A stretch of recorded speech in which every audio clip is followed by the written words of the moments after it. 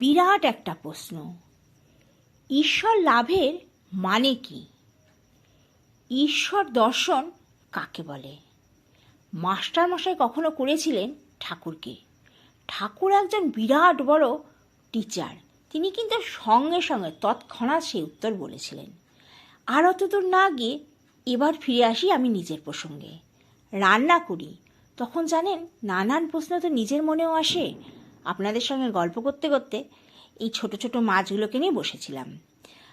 মাছ ভেজে বড়ি ভেজে নিয়েছিলাম, মশলা করেছিলাম 4টে রসুন, 4 কোয়া আর কি, সামান্য একটু সাদা সর্ষে, হাফটা টমেটো আর লঙ্কা, বাস এই দিয়ে মশলা করে একটু বেগুন আলুকে সরু সরু করে কেটে খুব ভালো করে সেটাকে মশলাটাকে কষিয়ে সামান্য জল দিয়েছিলাম।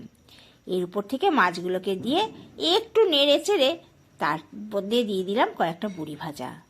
সব শেষে একটু ধনেপাতা দিয়ে একদম শুকনো শুকনো করে নিয়েছিলাম। এত স্বাদ হয়েছিল, সত্যি সত্যি।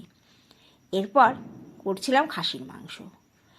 মাংসের একটু তেল ছিল, সেই তেলে রসুন আর গরম মশলা একসঙ্গে বেশ খানিকক্ষণ হালকা আঁচে ভেজে নিয়েছিলাম। ঘরটা একদম ভরপুর ম করছিল একসময়, জানেন, এই গন্ধে।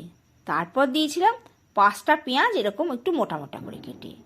আর এদিকে সামান্য তেজপাতা দিয়ে মাংসটাকে ভালো করে কষাচ্ছিলাম, শুধু মাংস। আর দেখুন এবার তেজপাতা তুলে নিলাম। এই যে সমানে দিয়ে দিলাম নুন দুদিকেই, এটাতেও দিলাম, পেঁয়াজের সঙ্গেও দিয়েছি। আর সেই রকমই হলুদ।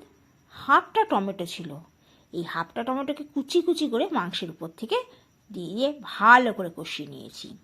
এইবার এই পেঁয়াজ, তেল, রসুন, গরম মশলা সব ঢেলে দিয়ে এই যে দারচিনিগুলো ছিল সেগুলো তুলে নিয়েছি, আর তেজপাতাগুলো তো আগেই তুলেছি। মশলায় রসুন, লঙ্কা, একটু আদা আর সামান্য একটু জিরে দিয়ে ভেজে রাখা এই যে দারচিনি আর তেজপাতা এগুলোও দিয়ে দিয়েছিলাম। এই ছিল সমস্ত মশলার মধ্যে মশলা দিয়ে মাংসকে এপিট ওপিট করে বেশ করে খানিকক্ষণ কষিয়েছি, তা প্রায় 8 থেকে 10 মিনিট। এবারে দিয়ে দিলাম এই ভেজে রাখা আলু। আর দেখুন মাংস কষাতে কষাতেই অর্ধেক সেদ্ধ তো হয়েইছে, এবার জল দিয়ে আর একটু ফুটিয়ে নেব, ততক্ষণে ওটা হয়ে যাবে। আর আমি খাবারটাও দিয়েছি, দেখুন মাছ, সব সবজিগুলো দিয়ে একটা শক্ত মতন করেছিলাম, কচু ভাজা, আর ছিল সঙ্গে চাটনি আর এই খাসির মাংস। আজ বড্ড অমৃতর মতন হয়েছিল জানেন, দারুণ খেয়েছি। আসি, হ্যাঁ।